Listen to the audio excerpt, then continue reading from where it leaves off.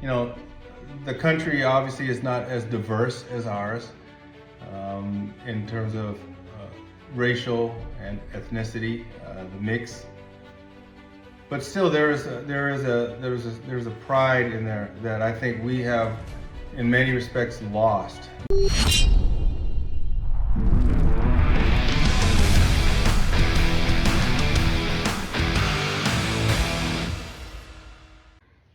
Well, hello and welcome to another edition of the Ronin Leadership Podcast. This is Mike Howard. It's been actually a couple of weeks since I was able to do a full-blown podcast. My wife and I have been traveling a lot lately. We took a cruise to Japan, which actually is going to be the subject of this particular podcast. And then we came home, and then about a week later, we just came back from a trip to Boston, a long weekend trip to Boston. So been very busy, but we're getting back into the routine now. We're trying to line up some guests that will be coming up very soon. Very interesting, I think. You'll enjoy the guests that we're going to have. A little bit different departure from the normal leadership topics that we have. Like the one I did, I think the last one I did was on my journey in martial arts, and I've gotten some good reviews on that and some good thumbs up from all of you. So gratified with that. And the other exciting thing I really want to talk about is that I have finished my second in the Jack Trench thriller series. It's called Blood Promise. It's gone through the editing stage now. Now we're looking at the cover design, the interior design. So we are really hopeful we'll get that out to all of you for you to purchase before Christmas. And so really looking forward to that. I already have one chapter done on a new one, the third in the series, which is called Omega Deception, which is going to be taking place in Europe. So a lot of good things are happening. I really appreciate all of you who have subscribed. We're at, I think right now, 1,157 subscribers to this channel. So thank you very much. Continue to tell your friends and family about this podcast. Continue to hit the like button if you like what you see. Share these videos with others so that they can come on board and subscribe as well, and tell them to hit the subscribe button. So with that, I guess we'll get started with a trip to Japan. And so my wife is Japanese. We did the 23andMe, and as it turns out, I'm more Japanese than I am black. But I've always had an affinity for everything Japan, hence the martial arts and all the love of the culture and the food and samurai and all that stuff. So we had a great trip to Japan. It was a cruise, about 11 days. We had 3 days in Tokyo, kind of a pre-cruise, and then went on the cruise. And not that it was a surprise, but it's very interesting from a cultural perspective. The difference between the Japanese culture and the culture we have here in the West, especially I can talk about the US. The US is still the greatest country in the world, in my opinion. Everybody wants to come here. That's why everybody wants to come here. We certainly have our challenges, but I certainly believe we are the best country in the world, the greatest beacon of democracy that history has ever seen. We have our share of problems, like every country, but I wouldn't want to live in any other country other than the United States. However, there are things we can learn from other cultures, and I'm going to talk about the Japanese culture. One of the first things that struck us was how clean everything is in Japan. Not just Tokyo, which is a big teeming city, right? It's one of the, in terms of density of population, it's one of the biggest cities in the world. People kind of literally live on top of each other. There's a lot of apartments and condos because there's just so many people in a small area, relatively small area.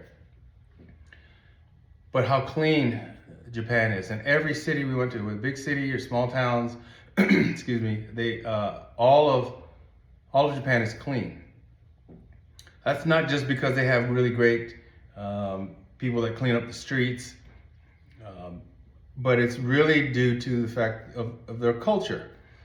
I think they take pride in being clean personally, and also being clean in terms of their surroundings. You won't find cigarette butts or cans on the street or just trash everywhere, which you can find here in the U.S. plenty, right? There are no really major visible trash cans there. People keep their trash to themselves and take it home. And the trash cans that they do have are really tiny, right? But it was just amazing that in this big city, like Tokyo, and then all the other places we went to, it was very clean. The streets were clean, buildings were clean, you didn't see graffiti. The people were obviously very well groomed, they were clean themselves. And then when we get back, we fly back and we get back to LAX, and immediately you know you're in the US again. And maybe LAX is a bad example because I've never liked LAX anyway. I think it's a terrible airport.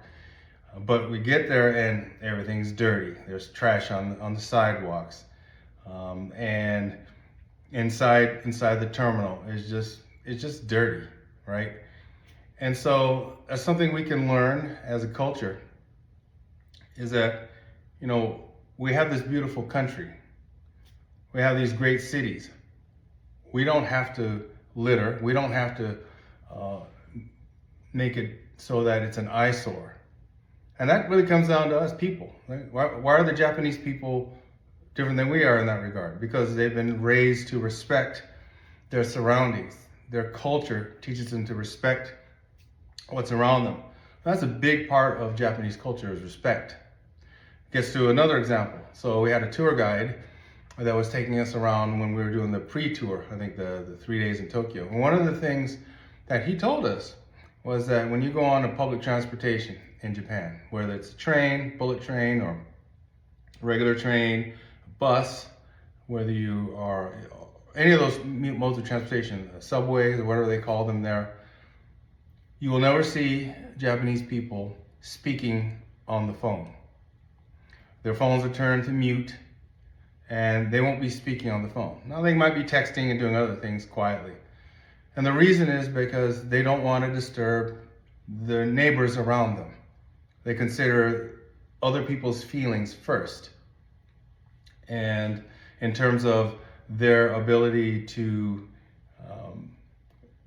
always thinking about if you're invading someone else's space, in this case with noise. Totally different than here in the US, obviously. You get on a plane, you get on a public transportation, everybody's yakking on the phone. Even when you're like, especially seated in an airplane before it takes off, somebody's always got to pick up the stupid phone, you know, and say, hey Herb, regarding that contract, just make sure that it's you get it over to me by tomorrow. I mean, like, nobody wants to hear about Herb or your contract or anything, right? Loud voices. They don't know how to modulate their voice. We don't know how to modulate our voice here in the U.S. We just got off a plane from Boston a few hours ago.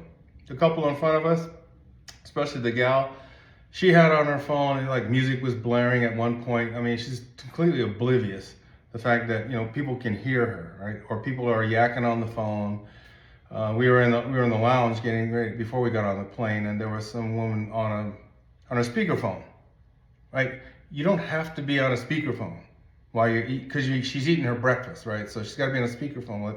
Nobody else wants to hear your conversation.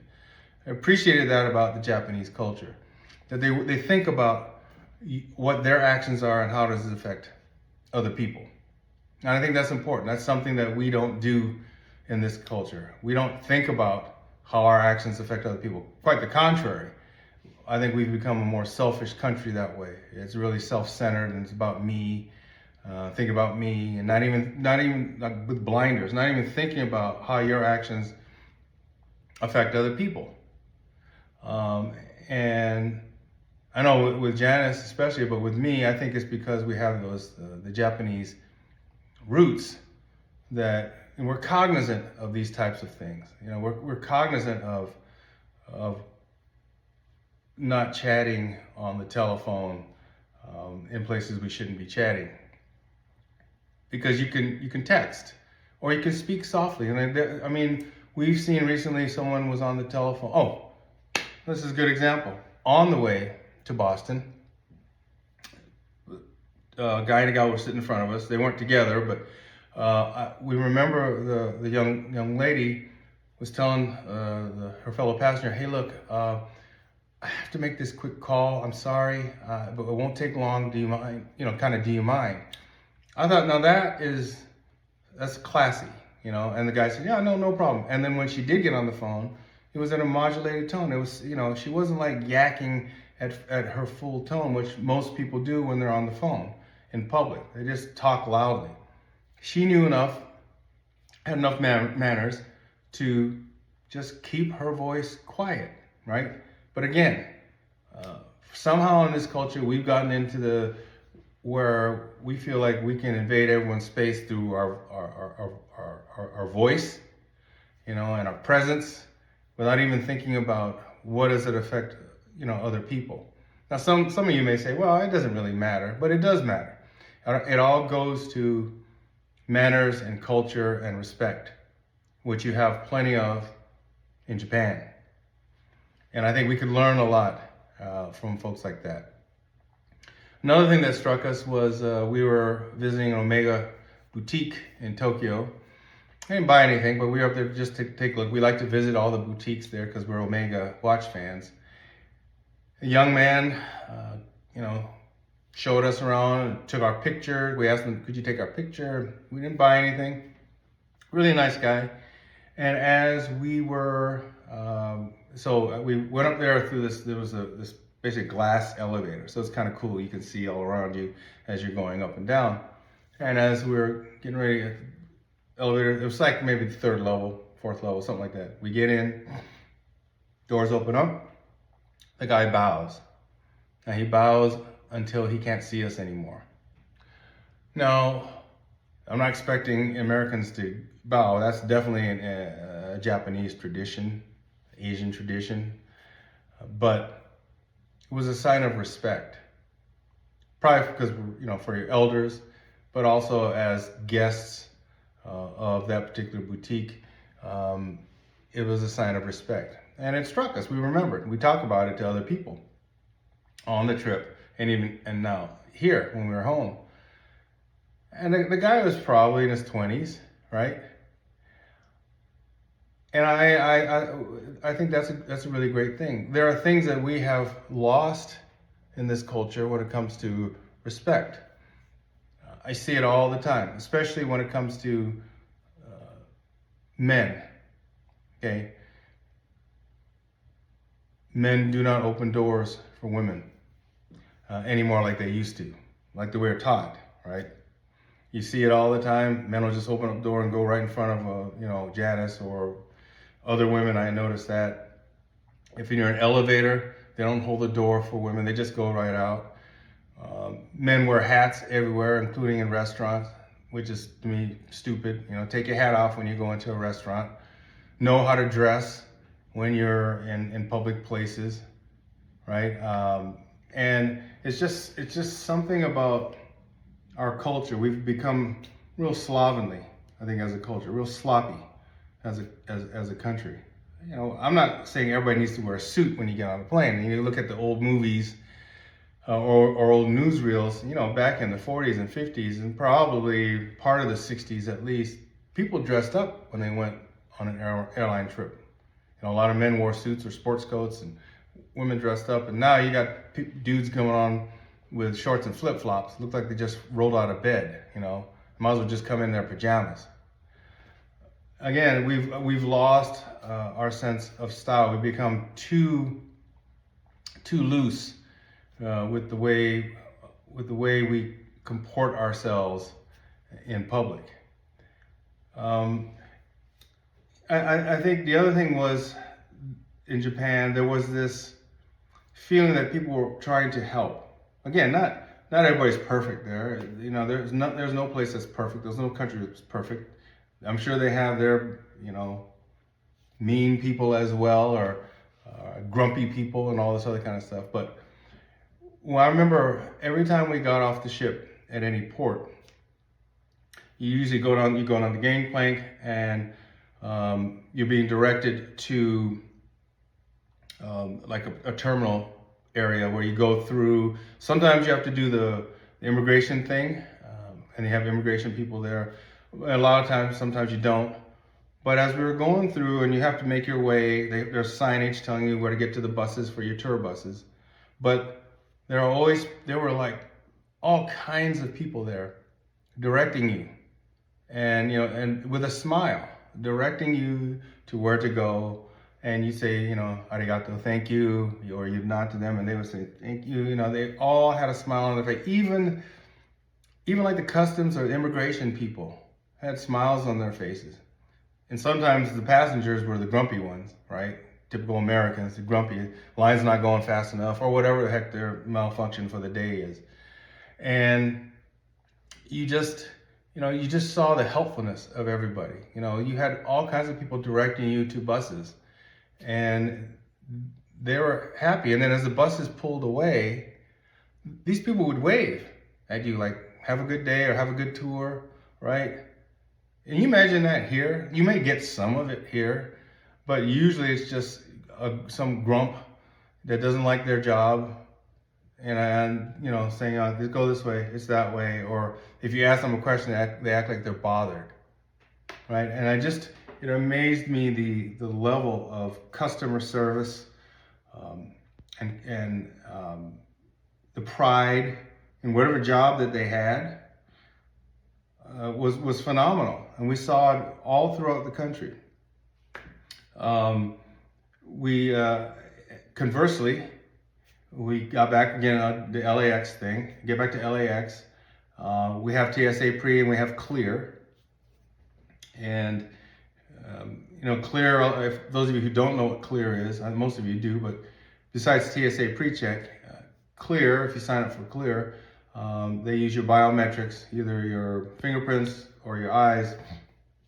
And once there are these kiosks, and they're manned by people, clear employees. You do your thing there, either your fingerprints or your eyes. And then what they do is they lead you to the front of the TSA pre-check line, because TSA pre-check, 10 years ago or whatever it was, used to always be fast. There was hardly anybody in it. Nowadays, a lot of people sign up for it, and unfortunately, a lot of people who sign up for it still don't know what they're doing. Like they're taking off their shoes, or they don't know how to go through a pre-check line, which is different than going through the regular line. So they slow everything up. And so going through clear gives you, again, saves you more time, because you get to the head of the line and then you go through. So we got back to LAX from Tokyo. We found the right terminal, found clear.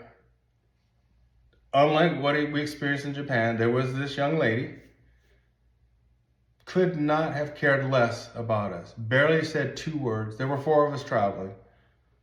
It's just kind of, we showed up there and she kind of turned the machine on. She didn't say hi or welcome to clear or anything like that. We did our thing, and she looked at us, and then she led us up this escalator and walked us through to the end. Yeah, she did her job, but that's all it was a job. She wasn't happy, and that was obvious. Totally different from what we experienced in Japan. And again, this is not a one-off. Yes, we have, we find people in Clear or other places that are very pleasant, but more and more you're finding people that aren't pleasant. They don't understand customer service. They have no interpersonal skills. And it's amazing to me, because there's still people. There's Japanese people and there's Americans. And why can't we have that level of customer service at large, as opposed to it being the exception versus the rule, right? It's a cultural thing. It's where on one culture in Japan, you actually, as I said earlier, think about other people and think about their feelings, and understand that your job, it may be mundane, but it's your job and you have pride in it and you're going to give it your best and you're going to make people feel good. Here, it's very self-centered, and that young woman has a job with benefits probably, right? And I don't know how much it pays, but she has a job. And there are other people that want jobs that can't find jobs, or they've been let go. So she should be thankful that she has a job. But she was just so nonchalant. And when we got the survey from Clear, I put it down there. I said she was a lousy representative of Clear. Now, whether that feedback gets to her or anybody else, I don't know. The other thing, I was reading an article the other day, and it was about maybe a person like that has just having a bad day, or found out that a relative is ill, or they're ill, or something, and maybe they're just having a bad day. So can't judge her just on that one interaction, but I can tell you what we encountered that we didn't encounter in Japan. So again, this idea of taking pride in service and being happy and showing that you're happy. One of the things that struck us as well is several times as our ship was leaving a port, a couple things happened. If you've ever been on a cruise, people will wave, as you're on the dock and getting ready to leave. But this was different. You had a whole lot of people that would be there waving goodbye, and you'd wave bye to them from your balcony, and they were really thrilled that you were waving goodbye. Other times there was actually musicians playing traditional Japanese music. They had it all set up to kind of serenade you as the ship was leaving the dock, going out to the next port. And we saw them practicing, then starting to play. And again, it was really great to see. It was really great to see just ordinary Japanese people happy that we came to visit, because they were locked down for a long time. They're just starting to get back into the big time into the tourism business. And I think they're really grateful that people like us are there, going there, helping out their economy, spending money, seeing the sights, taking pride in the sights. And it was awesome. You're not going to find that, I don't think, a lot here. You may find it in spurts, but you're not going to find a lot of that type of goodwill here, unfortunately. I think another thing was how patient the Japanese people are. Very patient. We had one tour, and the tours were typically get on a bus and you go roll around for like 45 minutes to an hour, get to a spot, you get to a shrine, temple, whatever you're going to see. You spend 40 minutes, 45 minutes, if you're lucky, an hour, and then you get back on the bus. So it's one place, I think it was a big museum of some sort. A lot of people were there from different tour groups and locals as well. And we get there, our tour guide tells us that the person with the tickets, because you need tickets, will be meeting us there so we can all go through the line and just start the tour. Well, unfortunately, the person with the tickets was late, probably traffic or what have you, but was late. And then when she finally did arrive on the scene, she went to the wrong entrance or whatever it was. So she was even later.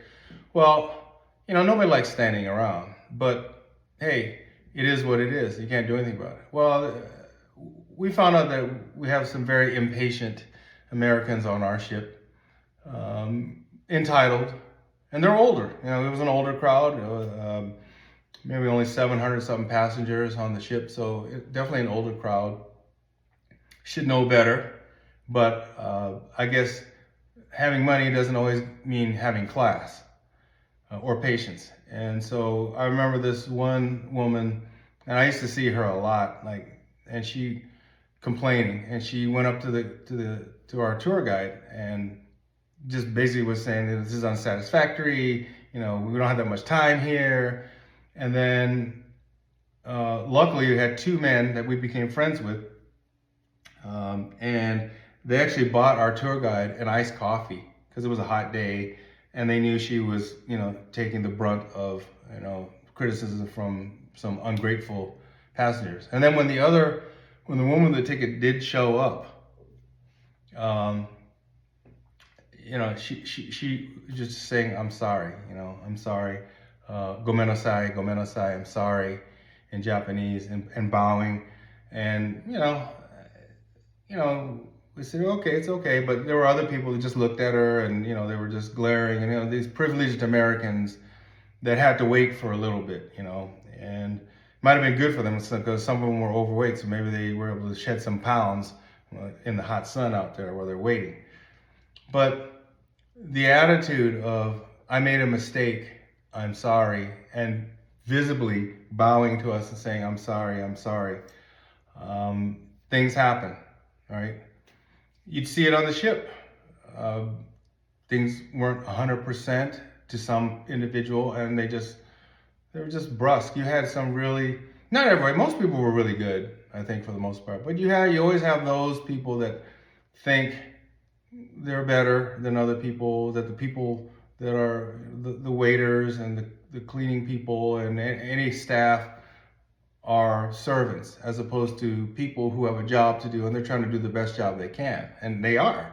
I mean, they do everything but burp you on these kind of ships, right? But again, the attitude of the Japanese people versus some of the ugly Americans, right? And we can learn a lesson about being more patient and learning to just go with the flow. All of us can learn that. And the world does not revolve around us, even though some people think it does.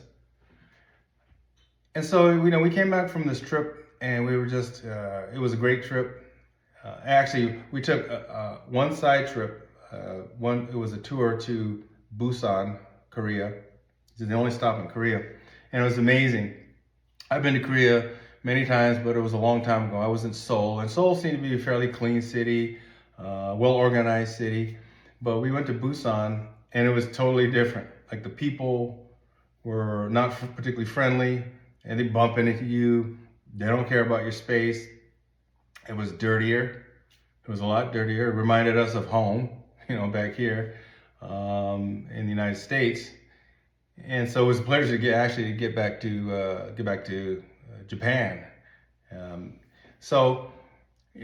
When we got back, we just reflected on the trip, what a great trip it was, the wonderful people that we met, both on the ship as well as in Japan itself, as we got to talk to different people, got to meet people, just for a little bit, right? We had one tour guide that on the way back to the ship was teaching us origami, paper folding. It's just really, really great. And all the tour guides really took pride in describing their country, talking about their country. They all spoke English, some better than others, but they spoke a lot better than any of us spoke Japanese. And they were trying really hard, and they took pride in their job and talking about their country. And I think they do have a pride in their country. They do have a pride in their culture and their heritage. Now, the country obviously is not as diverse as ours in terms of racial and ethnicity, the mix. But still, there's a pride in there that I think we have, in many respects, lost. Not all of us. There's still enough of us, I think, that still believe in our country and have pride in our country. But you have a lot of people in this country that don't take pride in America. They take delight in talking about how bad everything is and how bad we are. And we've lost a lot in our culture in being proud of our country. And I think if you don't have pride in your country, then it doesn't matter if you litter. It doesn't matter if the cities are dirty. What do you care, right? Whereas when you take pride in the country, you want to show the best face to visitors, and so you try to keep it clean. You take pride in your profession. You make sure that you're well groomed and you don't look slovenly. I didn't remember seeing one slovenly looking Japanese. Most of them were fairly slim and smaller. There were some, but very few fat Japanese. But they were all dressed. Now they didn't have to wear Louis Vuitton or anything, but they were dressed. They were dressed well. They were not sloppy, And again, you don't have to be dressed to the nines all the time, but you should know how to dress, and you should know how to comport yourself, and you should have pride and respect in yourself as well as the fellow travelers on this earth that are on this journey with you. So yeah, we came back to the States and happy to be home, and happy to be back in our own house and seeing Kiku and all that. But it just paused. It gave us reflection, gave us a moment to reflect about Japan. Again, not perfect. No country's perfect. Yes, I'm glad I'm an American and living in the United States. But we can learn lessons from what we experienced in Japan, and reinforce the fact that we can take better care of ourselves and our surroundings. We can treat people with respect, and even if you're having a bad day, then fake it. But if you have a job to do, and that job is interfacing with people, customer service, then you better give good customer service, because that's your job, right? Suck it up. Instead of this lackadaisical attitude and I don't care and you're a bother because you're bothering me, even though this is your job to provide a service. And you just get a lot of that nowadays, and it's kind of incenses me, because you try to treat people the way you want to be treated, and the whole idea of respecting people's space, and thinking about it, like the woman in front of us today on the plane, playing her music loud, whatever she was playing. She turned it off eventually, but it was like, why would you even do that? Can't you just dial down the volume and put it to your ear? Why does everybody else have to hear what you're listening to? Because they didn't care, because they're entitled, and they weren't raised well, obviously, in my opinion, because if you're raised well, you're raised to respect other people's spaces and boundaries, right? You just are. And the other thing I noticed, and we didn't go to too many restaurants there, but this was one. We took plenty of videos and pictures of school kids, because in all the places we went to, there are all these school kids in uniforms, and they range from little kids, elementary school, to I think high school, but they were in uniforms, and they were all visiting the sites that we were visiting, except for maybe one kid, in all the places we went to. Nobody had a tablet, nobody had a phone, nobody was texting. They were listening to their teachers, and they were kids, they're giggling and all that kind of stuff, but they were orderly, listening to their teachers, and they were not doing social media. Now, conversely, you come here, and I dare say you're not going to find that in most schools. Like, everybody's on the phone, everybody has social media. And again, there's a time and place for, so I like social media. Obviously, I'm on social media a lot. I'm a big fan of it, but it has its place. And with kids especially, I think you have to temper their social media. But we observed that. It was very interesting. It was very interesting to see. And the other thing is, and this was actually this weekend in Boston, so it had nothing to do with Japan, but it was an Asian family. We were at a restaurant in Sudbury, Massachusetts, Bullfinches. It's been there forever. It's a very real famous place for the locals there. And there was a family, Asian family, finishing up their meal as we were starting to sit down. And I noticed they were roughly the same age as our grandkids. But I remember looking over there several times. They didn't have tablets or phones. Their parents, they were engaging with their parents. One little kid had kind of maybe a little puzzle-like thing that this younger one was playing with on occasion, but they were also they were being taught to sit, to eat, to engage, and not be looking at a silly laptop or a tablet or something like that, but to actually eat and talk and engage and be social. And I think that's lost on a lot of the kids that today. We didn't have tablets, obviously, when I was growing up, but it would be the same thing. I was not going to be able to bring a comic book, which I love comics, right? Comic book, superhero comics, into a restaurant and read it while we're waiting for dinner. No. That was not going to happen. And so it's kind of the same thing.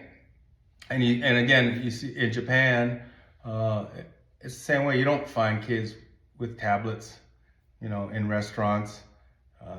They're being taught.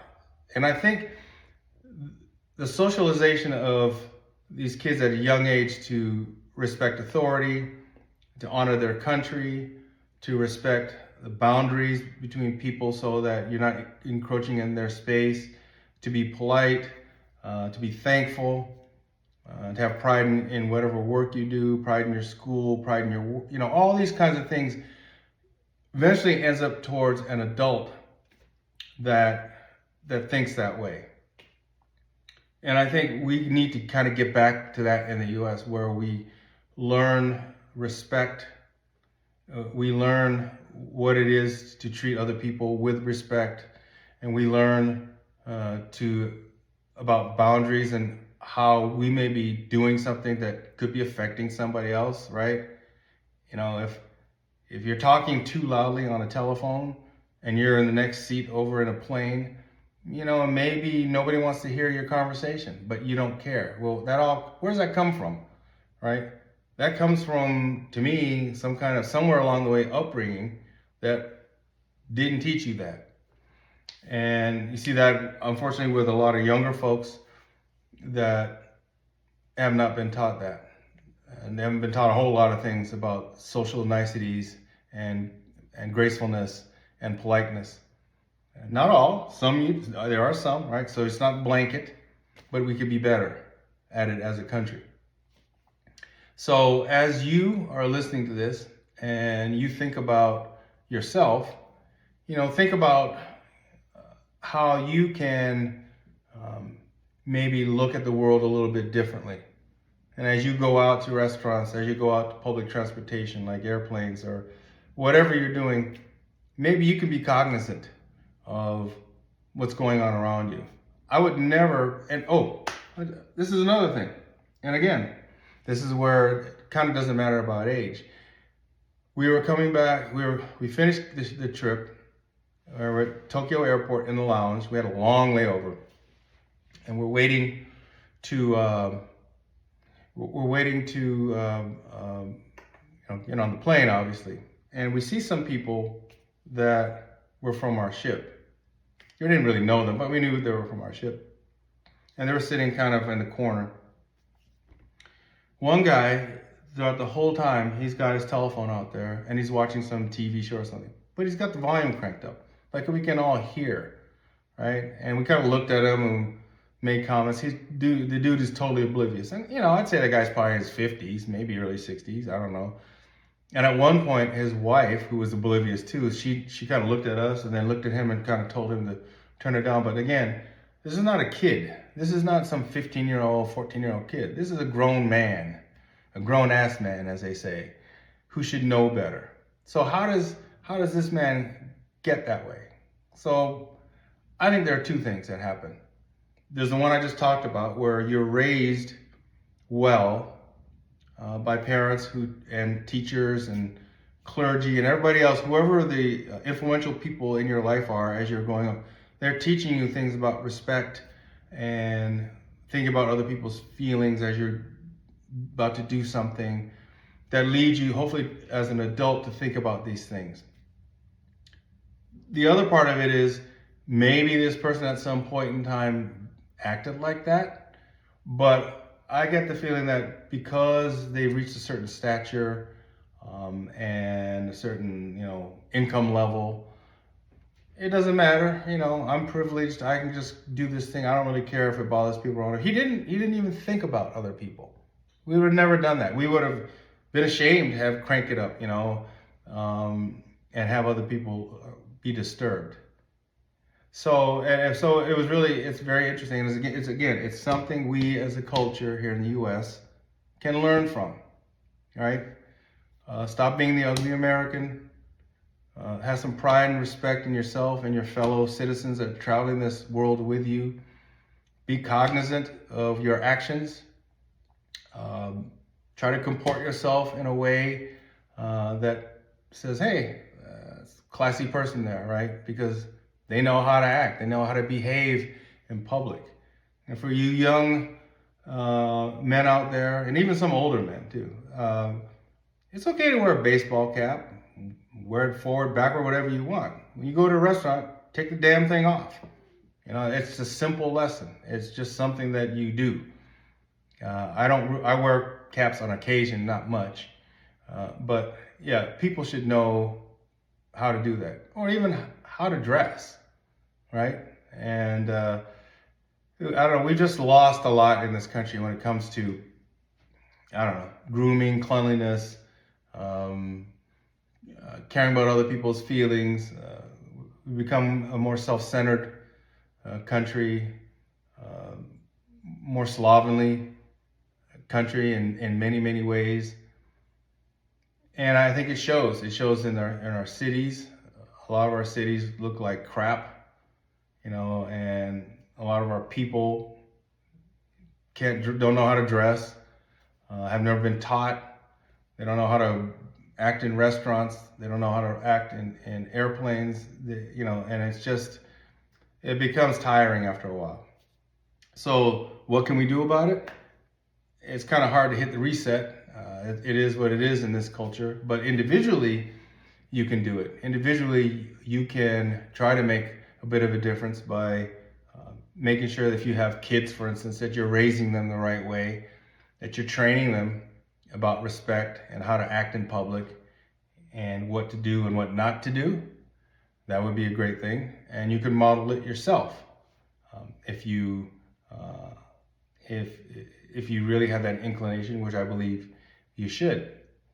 So that's it. That's all I have for this edition of the Ronin Leadership Podcast. It had really nothing to do with leadership per se, but it does go to real leaders know how to act and know how to treat their fellow human beings when it comes to these public interactions.